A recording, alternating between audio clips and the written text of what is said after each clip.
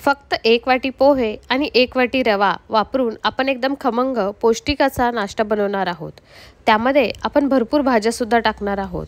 झटपट बनवून होणारा हा नाश्ता तुम्ही मुलांच्या डब्यासाठी सुद्धा देऊ शकता आणि घाईच्या वेळेस तर ही एक परफेक्ट रेसिपी आहे। टोमॅटो सॉस किंवा ग्रीन चटणीसोबत आपण हा नाश्ता सर्व करू शकतो। रेसिपी परफेक्ट जमण्यासाठी व्हिडिओ शेवटपर्यंत नक्की पहा। तर सर्वप्रथम एका बाउलमध्ये 1 वाटी पोहे ॲड करून घ्यायचे आणि पोहे स्वच्छ धुवून घ्यायचे। त्यामध्येच 1 वाटी रवासुद्धा ॲड करायचा। रवा जाड असो किंवा बारीक काही फरक पडत नाही, कोणताही रवा आपण ह्या ठिकाणी वापरू शकतो। 1 वाटी दही ॲड करायचं आणि 1.5 वाटी आपण पाणी ॲड करून हे सर्व व्यवस्थित मिक्स करून घ्यायचं आणि ह्याला एक 15 मिनिटासाठी तसंच बाजूला ठेवायचं। म्हणजे पोहे आणि रवा छानपैकी सोक होतील आणि व्यवस्थित फुलून येतील। त्यामुळेच आपला नाश्ता छान जाळीदार बनेल। हे सोक होत आहे तोपर्यंत आपण एका कढईमध्ये 1 चमचा तेल, त्यामध्ये 1 चमचा मोहरी आणि जिरे ॲड करून घ्यायचे। सोबतच तुम्हाला आवडत असेल तर थोडासा कढीपत्ता ॲड करून घ्यायचा। जिरे आणि मोहरी छानपैकी फुलल्यानंतर एक मीडियम साईज कांदा एकदम फाईन चॉप केलेला तो ॲड करायचा। सोबतच एकदम बारीक कट केलेली शिमला मिर्च ती पण एक मीडियम साईज आणि एक मीडियम साईज टोमॅटो एकदम बारीक चिरलेला तोही ॲड करायचा। ह्या ठिकाणी तुम्ही आणखीन काही भाज्या ॲड करू शकतात तुमच्या आवडीनुसार, किंवा कोणती भाजी ह्याच्यातली स्किप करायची असेल तर तुम्ही तेही करू शकता आणि हे व्यवस्थित परतून घ्यायचं। भाज्या थोड्याशा क्रंचीच असल्या पाहिजे। फक्त 1-2 मिनटं थोडंसं मीठ टाकून त्याला परतून घ्यायचं। फक्त भाज्यातला कच्चेपणा गेला पाहिजे तेवढं परतून घेतल्यानंतर आपण गॅस बंद करून घ्यायचा।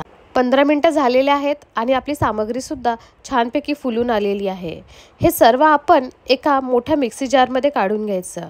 जर ह्या ठिकाणी बॅटर खूप घट्ट वाटत असेल तर आपण थोडंसं पाणी ॲड करून घ्यायचं आणि त्याची एक फाईन पेस्ट बनवून तयार करायची। मिक्सरमधून बारीक करताना आपण चवीनुसार मीठसुद्धा ॲड करून घ्यायचं। पेस्ट बनवताना पेस्टची कन्सिस्टन्सी ही व्हिडिओत दाखवल्याप्रमाणे असली पाहिजे। खूप घट्ट जर झालं असेल तर तुम्ही त्यामध्ये एक अर्धा वाटी परत पाणी ॲड करून त्याची अशी कन्सिस्टन्सी करून घ्यायची। भाज्यासुद्धा छानपैकी आपल्या परतून निघाल्या होत्या। त्या भाज्याचं मिश्रण आपण ह्या बॅटरमध्ये ॲड करायचं।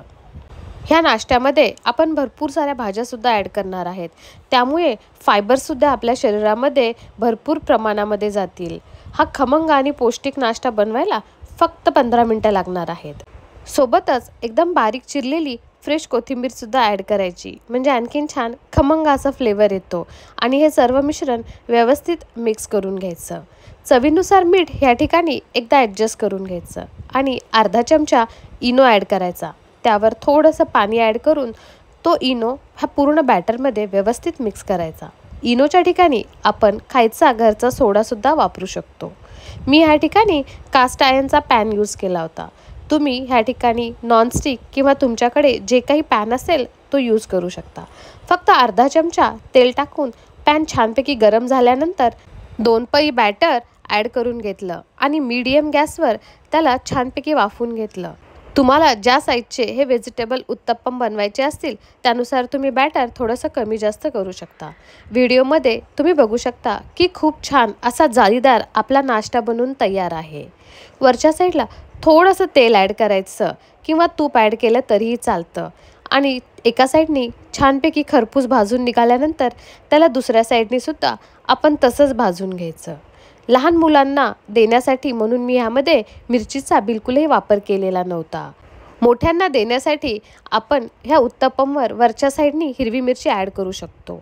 जर घरी तिखट खात असतील तर तुम्ही सुरुवातीलाच बॅटरमध्ये एकदम छान बारीक बारीक चिरलेल्या हिरव्या मिरच्या ॲड करू शकता।